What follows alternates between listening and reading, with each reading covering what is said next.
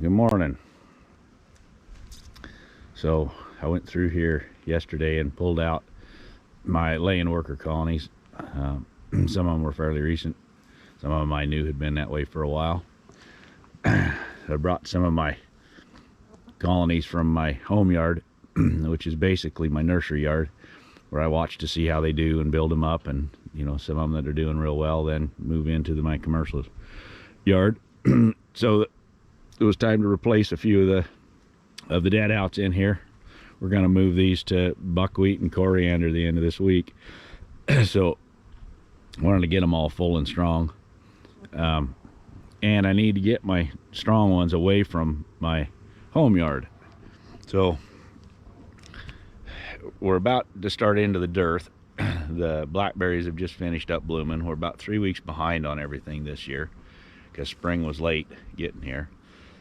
So if I leave too many strong ones there, then the ones that I'm trying to build up in the nursery yard and the new splits and everything just start getting robbed out like mad. So think of that as you're going through your apiary, of balancing your boxes, which is excuse me, the next thing I need to do in here. I pulled splits off of some of them that were really strong.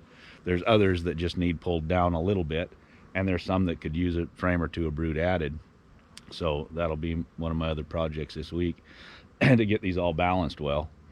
That way you don't have super strong colonies just overpowering your weak ones, because what'll happen, you'll start running them down and they're getting robbed out by bees, which are hard to see because they all look the same.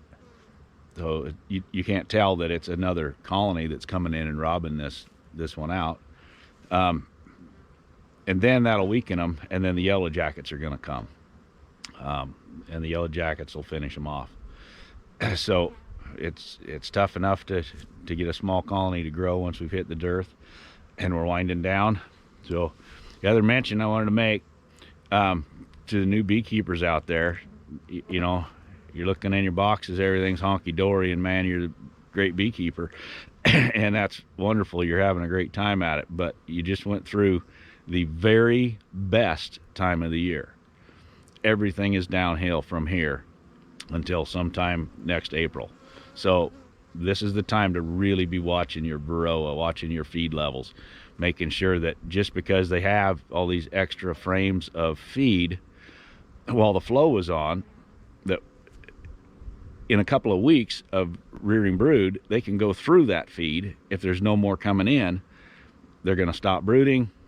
They're going to shrink and get smaller and weaker. So these are things you have to watch. When they start consuming that food, you need to put feed on them, just like you would your cow in the pasture. Once the spring grass was gone and hardened off and the cow starts getting skinny, you got to start kicking them some food because there's nothing out there.